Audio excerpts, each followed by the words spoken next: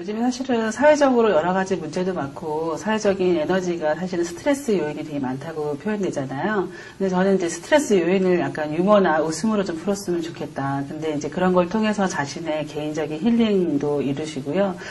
그리고 거기에 플러스 이제 행복도 가졌으면 좋겠다라는 기본 취지로 시작하게 됐고, 중요한 건 이제 우리가 사회적인 성공도 중요하고 개인의 행복도 중요하잖아요. 성공과 행복을 함께 이룰 수 있는 어떤 그런 키워드로 뭔가를 했으면 좋겠는데, 개인적인 성공과 개인적인 행복에 어떻게 하면 더 행복할까? 어떻게 하면 지금보다 더 발전하고 성공하고 있을까? 이런 걸 고민하다가, 유머는 하나의 도구이긴 하지만 개인의 힐링을 이룰 수 있는데 많은 도구가 도움이 되지 않을까, 그런 생각을 하고 있습니다. 그래서 이 책을 저자분들이 조금 크게 큰 변화를 준다거나 당장 나한테 성공적인 어떤 걸 주는 거나 이런 건 아닙니다. 근데 작은 이제 마음의 어떤 날갯짓이 시작되면 어느 순간에 조금 더 크고 에너지가 있는 것들이 생기지 않을까, 이런 마음으로 한번 준비해봤습니다. 그래서 정말 행복을 부르는 힐링 유머가 많은 분들에게 마음의 힐링과 그리고 또 개인의 성공과 개인의 행복을 받았으면 좋겠습니다. 우리가 사회적으로 유머 감각이 뛰어난 사람이 어떤 사람이냐고 여쭤보면 보통은 잘 웃기는 사람을 유머 감각이 뛰어나다고 표현하시거든요. 근데 실제적으로는 유머 감각이 뛰어난다는 것은 그냥 내가 잘 웃는 능력을 유머 감각이 뛰어난 것이 맞습니다. 학문적으로 그런데요. 왜 그러냐면 유머를 했을 때 받아주는 사람이 그걸 재미있어 하면 그 사람이 유머 감각이 있는 거고요. 그걸 받는 사람이 재미없어 하면 그 사람 유머 감각이 조금 떨어지는 겁니다.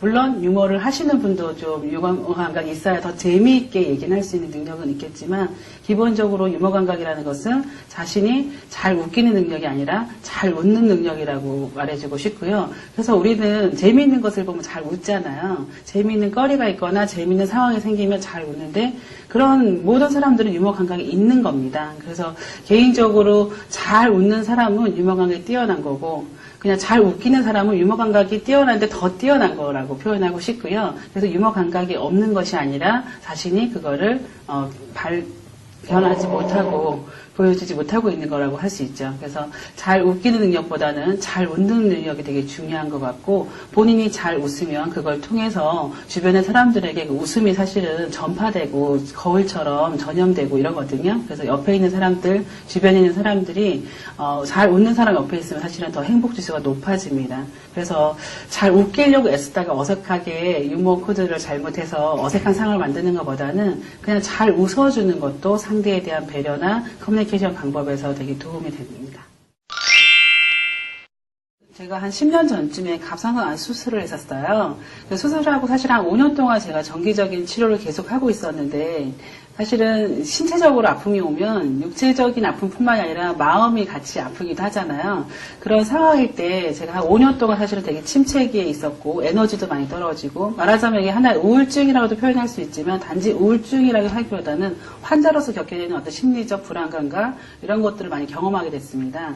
그래서 사실은 제가 원래는 유머를 하고 레크레이션을 하고 이벤트라 이런 느낌의 에너지를 가진 사람이 아니라, 저도 그냥 컴퓨터 강사였거든요. 그러니까 전공이 컴퓨터였고 컴퓨터 쪽 업계를 쭉 했던 사람이기 때문에 딱 데이터가 나오는 그런 대답을 되게 좋아했고 그런 수치를 좋아했던 사람인데, 그 5년 동안 그 마음의 심리적인 변화를 겪으면서 제 삶의 모토가 바뀌었습니다. 재미있게 살고 싶다. 그래서 재미있게 살고 싶다라고 하면서 이벤트도 해보고 재미있는 놀이도 해보고 여러 가지를 배워보기도 했는데요. 그 중에서 웃음 치료를 제가 배운 후에 사실은 제 개인적인 혈액의 변화를 체크해봤는데 정말 혈액의 변화가 생기더라고요.